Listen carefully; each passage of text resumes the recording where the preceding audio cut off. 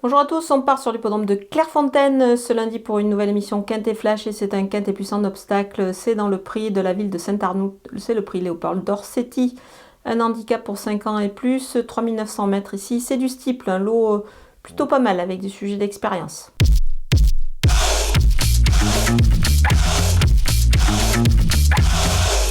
On attaque avec les bases et numéro 5 d'Entor des Obos. Il faut s'en méfier sur ce qu'il a fait de mieux et sur ce parcours assez coulant. Son entourage est confiant en ayant préparé pour cette épreuve. Le numéro 4, Air Commodore, est bien placé notamment vis-à-vis de Rose Secrète qu'il va retrouver. Du coup, il s'annonce redoutable dans ce lot. Le numéro 1, Rose Secrète, justement, on y vient. Elle est confirmée sur le steep. Elle découvre certes cette piste, mais attention, elle peut se distinguer ici et est capable de réaliser encore une belle perf.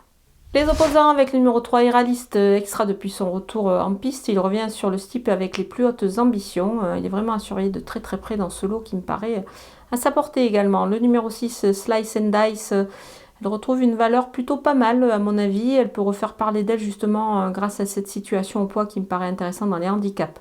Le numéro 2, Charmino, il a beaucoup d'expérience, mais à ce poids, il sera plus à voir pour une place, même s'il est compétitif sur le steeple. Le numéro 14, Jovoil, il fait partie des chances régulières dans une course qui ne semble pas trop relevée. Pour le coup, attention à lui dans cette épreuve. Mon coup de poker, c'est numéro 9, Flash d'Avier. C'est une valeur un petit peu difficile pour elle, mais attention, elle a déjà bien fait sur des tracés réduits, sur des tracés coulants un petit peu dans ce style-là. Donc attention, moi je m'en méfie beaucoup, elle peut pourquoi pas créer une petite surprise.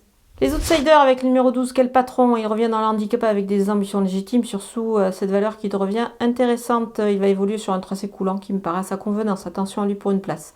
Le numéro 13, Soligo, il revient lui aussi dans les handicaps avec une valeur qui lui permet d'avoir une certaine marge au poids, donc attention à lui. Le numéro 11, Django Derry, n'a pas une énorme marge de manœuvre, évidemment en 57 de valeur, devra aussi un petit peu rassurer, mais quand même on va s'en méfier. Pourquoi pas accrocher une place. Le numéro 10, Joli Look, seulement 2 sorties à son actif cette année. Il ne faut pas le négliger cependant pour une place, surtout avec un entourage qui annonce la couleur, qui est assez confiant, donc attention.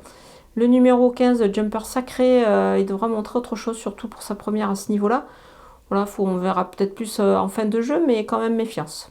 On termine avec les délaissés. Le numéro 7, Mutalade, il a une valeur plus relevée que d'habitude. Il aura du mal à briller ici, à mon avis, dans cette épreuve.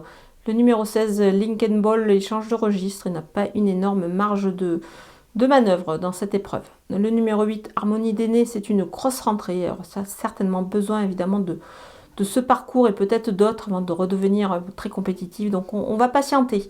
Voilà, on a passé en revue tous les partants de ce Quintet Plus de Clairefontaine. Je vous laisse avec ma sélection et mes conseils de jeu.